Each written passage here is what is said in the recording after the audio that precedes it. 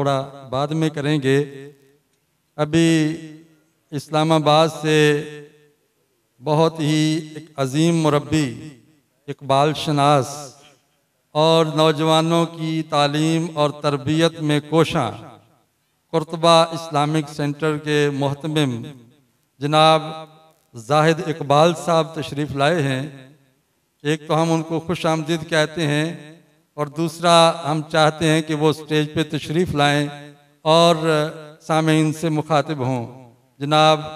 जाहिद इकबाल साहब। इन्नल हम्दुलिल्लाह नहमदुहु व नस्तईनुहु व नस्तगफिरुहु व नऊज़ु बिल्लाहि मिन शुरूरि अनफुसिना व मिन सय्यिआति अमालिना मैं यहदिहिल्लाहु फला मुदिल्ल लहु व मैं युद्लिल फला हादिय लहु व अशहदु अल्ला इलाहा इल्लल्लाहु वहदहु ला शरीका लहु व अशहदु अन्ना मुहम्मदन अब्दुहु व रसूलुहु अम्मा बाद।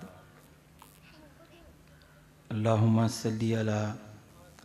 सय्यिदिना व मौलाना मुहम्मदिन व अला आलिहि व बारिक वसल्लिम।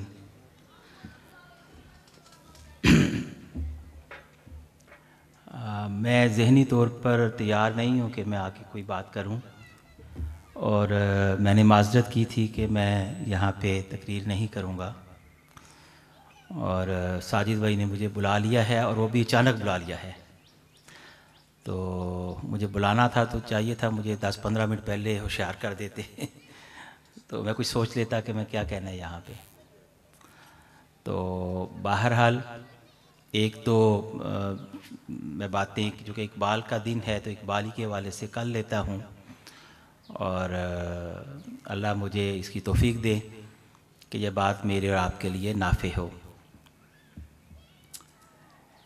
एक तो ये बात है, यहीं से मेरे ज़हन में मैंने एक बात सुनी तो आई कि जैसे किसी ने कहा कि इकबाल का जो कलाम है उसका जो हर शेर है वो कुरान की तफसीर है। तो इकबाल से मोहब्बत भी अच्छी चीज़ है और मजमूई तौर पर इकबाल का जो कलाम है वो भी हमारी जो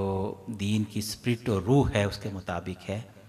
लेकिन इकबाल जो है उसका भी एक फ़िक्री इर्तिका होता रहा है, इसलिए इकबाल की तमाम नज़में और इकबाल की तमाम शायरी जो है वो हमारे लिए ये समझें कि वो आइडियल नहीं है या मिसाली नहीं है, यानी कि उसका फ़िक्री इर्तिका होता रहा है।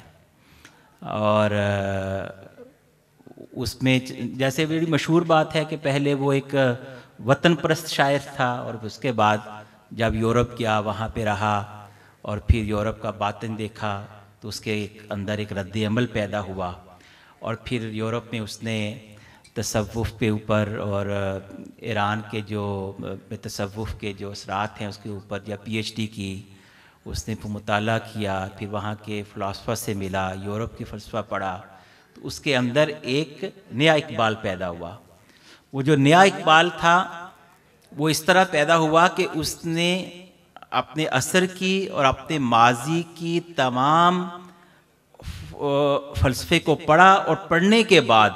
इस नतीजे पर पहुंचा कि नबी करीम सल्लल्लाहु अलैहि वसल्लम के दीन के अलावा इंसानियत के लिए और कोई राह निजात नहीं है। फिर वो इस्लाम का पैगंबर बन के तलू हुआ। अगरचे इस्लाम की मोहब्बत उसके ख़ानदानी पस मंज़र की वजह से, साजा की तरबियत की वजह से वो दिल बचपन ही में उसके अंदर मौजूद थी, लेकिन बहरहाल वो एक उरिया इस्लाम लेकर अपनी उस यानी कि बाद के अदवार में उसके अंदर वो चीज़ पैदा हुई। एक तो ये बात ज़हन में रखें। दूसरी चीज़ यहाँ बच्चे हैं, नौजवान हैं, वो ये हैं कि इकबाल के मजमूई तौर पर यह बात ठीक है कि इकबाल का जो कलाम है वो कुरान की तफसीर है, मजमूई तौर पर यह बात ठीक है। लेकिन जब हम इस बात को बयान करेंगे तो ये चीज़ हमारे जहन में रहनी चाहिए और ताकि ये ना हो कि कोई यानी कि बहरहाल हमें कुरान और सुन्नत की इसी में उसके ऊपर इकबाल को परखना है ना कि इकबाल की रोशनी में कुरान को बयान करना है। ये थोड़ी सी बस तफहीम के लिए बात कर रहा हूँ। दूसरी चीज़ ये है कि ये भी एक सच है कि इकबाल ने जो अपनी, जैसे कदीर भाई ने बयान किया, बहुत अच्छी बात उन्होंने वो रवायत बयान की कि इकबाल ने जो अपना फ़लसफ़ा खुदी है वो कुरान पाक से लिया, सूरह हशर की उस आयत से, जिसको उन्होंने वो बयान किया नज़ीर न्याज़ी मरहूम के सामने कि जो अल्लाह को भूल जाता है अल्लाह उसको अपना आप भुला देता है। तो लेकिन इसके साथ एक और वाक़या भी इकबाल का मैंने पहले पढ़ा हुआ है, अभी ताज़ा तो नहीं है। वो ये है कि कहती हैं कि इकबाल बचपन में घर में कुरान पढ़ते थे, फजर के बाद उनके वालिद साहब भी पढ़ते थे। जैसा माहौल था उस वक्त, अभी भी बहुत से घरानों में सुबह कुरान की तिलावत होती है और बड़े बाबरकत घराने होती हैं। और ये हमारी ये मुस्लिम तहजीब व सकाफ़त का, रवायात का और इक़दार का एक मुस्तकिल एक हिस्सा है। और वो घराना एक इस्लामी और मोमिन घराना, और उसके अंदर इस्लामी शिआर होती हैं जिसमें सुबह फजर से पहले या फजर के बाद कुरान की आवाज़ गूंजती है। तो इकबाल ने यह वाक़या जो था इसको सुलेमान नदवी साहब को सुनाया ख़ुद, और जब वो अफ़गानिस्तान के सफ़र से, एक अपने तलीमी सफ़र से तालीम के सिलसिले में गए और वापस आए, तो उन्होंने बयान किया इसको। तो उन्होंने कहा कि मैं बचपन में कुरान पढ़ रहा था सुबह के, तो वालिद साहब घर आए, उन्होंने कहा, तो मुझे देखा और फिर कहा कि इकबाल कुरान पढ़ो। कह रहे मैं बड़ा हैरान हुआ, मैं कुरान तो पढ़ रहा हूँ, फिर मुझे अब्बा जी यही कह रहे हैं कुरान पढ़ो। फिर वो दूसरी दफ़ा दूसरे दिन भी इसी तरह हुआ, फिर एक तीसरी बार भी इसी तरह हुआ। तो मैंने कहा अब्बा जी मैं कुरान ही तो पढ़ता हूँ और क्या करूँ, आप क्या चाहते हैं? तो उन्होंने कहा कि कुरान को इस तरह पढ़ो कि जैसे कुरान तुम्हारे दिल पे नाजिल हो रहा है। कुरान को इस तरह पढ़ो जैसे कुरान तुम्हारे दिल पे नाजिल हो रहा है। और उसके बाद हमें वही नज़ीर न्याज़ी साहब जो इकबाल की हवाले से उनकी ज़िंदगी के ऊपर लिखते हैं, उन्हीं की किताब में ये वाक़या मिलता है कि उनका जो मुलाजिम था, क्या नाम था उसका, खुदा बख्श, अल्लाह बख्श, अली बख्श, वो बयान करता है कि अक्सर ऐसा होता कि इकबाल सहरी में कुरान पढ़ते तो उनकी हिचकी बन जाती और उनके आंसुओं से कुरान के औराक गीले हो जाते, और मुझे उसके बाद वो कुरान धूप में रख कर खुश्क करना पड़ता, सुखाना पड़ता, धूप में रख कर। यानी कि आप सोचें ये कितनी बड़ी बात है कि कुरान पढ़ने से इंसान का दिल इतना गुदास हो जाए, उसमें इतना सोज आ जाए कि उसके आंसू ऐसे बेसाख्ता और बेबहा अंदाज में बह निकलें कि कुरान के औराक भीग जाएं और उनको धूप में कपड़ों की तरह खुश करना पड़े। ये कितनी बड़ी सआदत थी, और ये कितने बड़े दर्जे में जाकर, कितने आला और शानदार दर्जे में जाकर इकबाल का कुरान से ताल्लुक था, जिसने इकबाल के अंदर वो तवानाई भर दी, और वो के इकबाल के कलाम में किसी हद तक एक निस्बत पैदा हो गई उस तासीर की। यानी कि कुरान के, मैं उसको मिसल करार नहीं दे रहा, ज़हन में रखें, लेकिन वो यानी कि ये उलमा लिखते हैं इस बात पे कि जब इंसान के अंदर इखलास होता है, लिल्लाहियत होती है, सोजो गुदाज होता है, तो ऐसे कैफियत के साथ इंसान जब अल्लाह के लिए कोई काम करता है तो अल्लाह एक उसके कलाम और काम में भी उस तरह बरकत और तस्सीर रख देते हैं जिस तरह खुद अल्लाह के कलाम में होती है। बात समझ रहे हो? चुनांचे आप देखें कि कितने शायर हैं, यानी कि बाद लोग, यानी कि ये उलमा कहते हैं जो अपने उर्दू अदब के दानिश्वर हैं, वो कहते हैं कि फन के एतबार से गालिब जो है वो इकबाल से बड़ा है। फन के एतबार से गालिब इकबाल से बड़ा है, लेकिन चूंकि इकबाल के पास एक अफाकी पैगाम है, चूंकि इकबाल इस्लाम का तर्जुमान बन गया, क्योंकि इकबाल ने खुद को शायर नहीं समझा और कहा कि कि मैं दौरे हाजिर के इस असलूब के मुताबिक शेर में बात कर रहा हूं, और साथ में उसने ये कहा अपने एक रुबाई में, और ये दुआ की कि अगर मेरी शायरी का मकसद अल्लाह के दीन की किबरियाई के सिवा कुछ और हो तो क़यामत के दिन अल्लाह ताला मुझे महशर में रुस्वा कर दे। आप अंदाजा करें, तो एक कुरान पाक से तल्लुक ने और नबी करीम सल्लल्लाहु अलैहि वसल्लम से मोहब्बत ने इकबाल के अंदर वो जज्बा परवान चढ़ाया। इकबाल के कलम और शेर में वो तस्वीर पैदा की। इकबाल को एक बहुत बड़े एक अफाकी शायर के तौर पर, यानी कि आज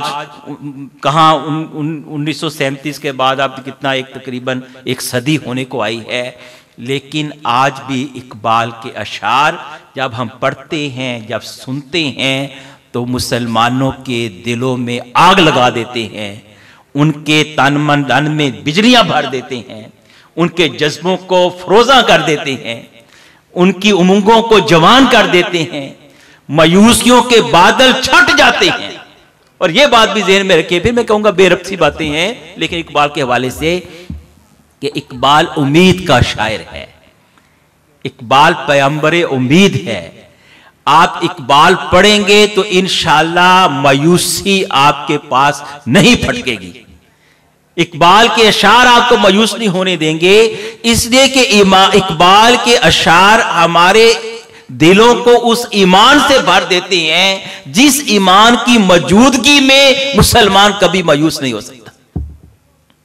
यानी कि मेरे बेशुमार अशार मेरे ज़हन में आ रहे हैं। मिसाल के तौर पर 2-3 शेर मैं इसमें पढ़ देता हूं,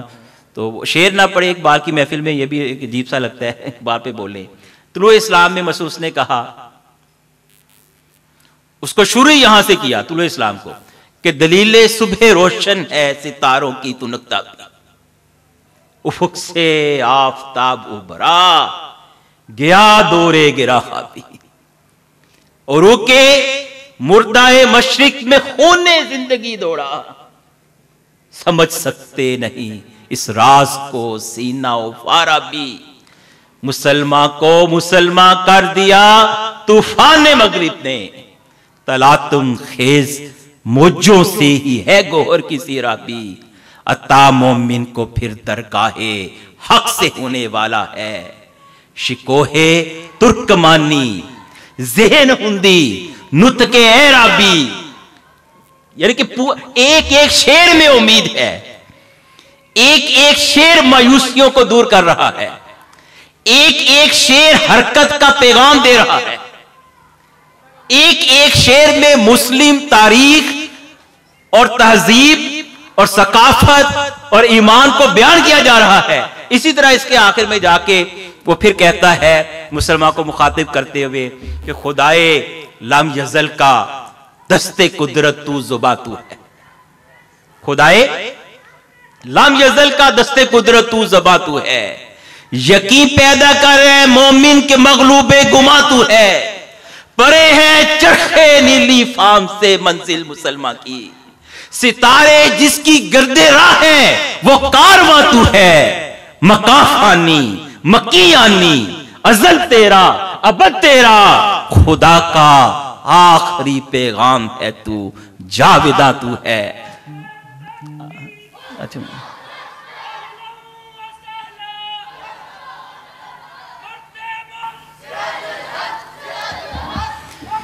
अल्लाह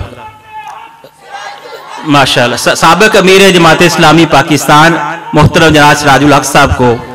हम दारुल इस्लाम की इस बावकार तकरीब में यौम इकबाल पर खुशामदीद कहते हैं और उनके शुक्रगुजार हैं कि उन्होंने अपने कीमती औकात से वक्त निकाला और इस इदारे के बच्चों की और असातिज़ा की और हम सब की हौसला अफजाई के लिए तशरीफ़ लाए।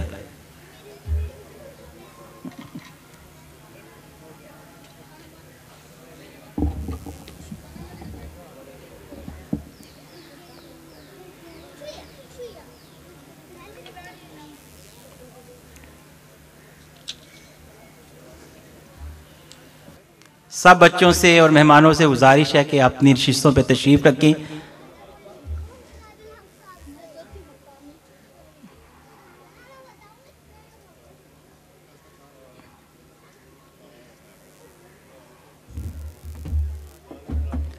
साजिद भाई बात करूं या जो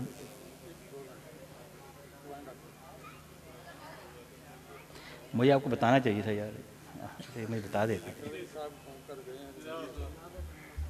यार, बिल्कुल ऐसा।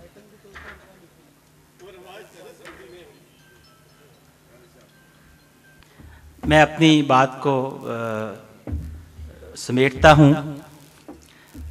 तो उम्मीद के साथ जो दूसरा पैगाम नौजवानों के लिए इकबाल का है वो है जोहदे मुसलसल, कि इंसान कभी जिद्दोजहद से जी ना चुराए, नौजवान तन आसान ना हो। और इस वाले से भी इकबाल के बेशुमार इशार हैं जो हमें पैगाम हरकत देते हैं। मिसाल के तौर पर एक जगह इकबाल कहता है कि जिंदगानी की हकीकत कोहकन के दिल से पूछ, जिंदगानी की हकीकत कोहकन के दिल से पूछ, जुए शीरो तेशाओ संगे गिरा है जिंदगी, आशकारा है ये अपनी कुव्वते तस्खीर से, अगरचे मट्टी केक पैकर में नहा है जिंदगी। तो उम्मीद को जवान रखना, मायूसी को पास ना आने देना और जोहदे मुसलसल करना,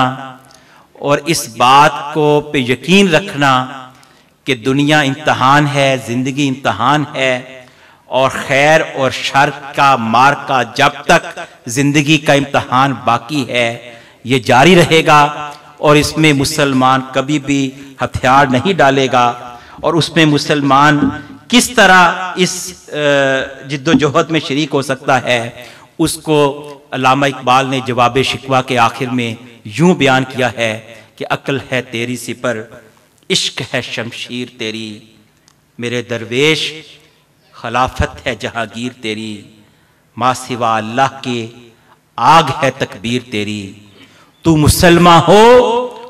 तो तकदीर है तदबीर तेरी, कि मोहम्मद से वफा तूने तो हम तेरे हैं, ये जहां चीज है क्या लोहो कलम तेरे हैं। वाखिर दावाना अल्हम्दुलिल्लाहि रब्बिल आलमीन।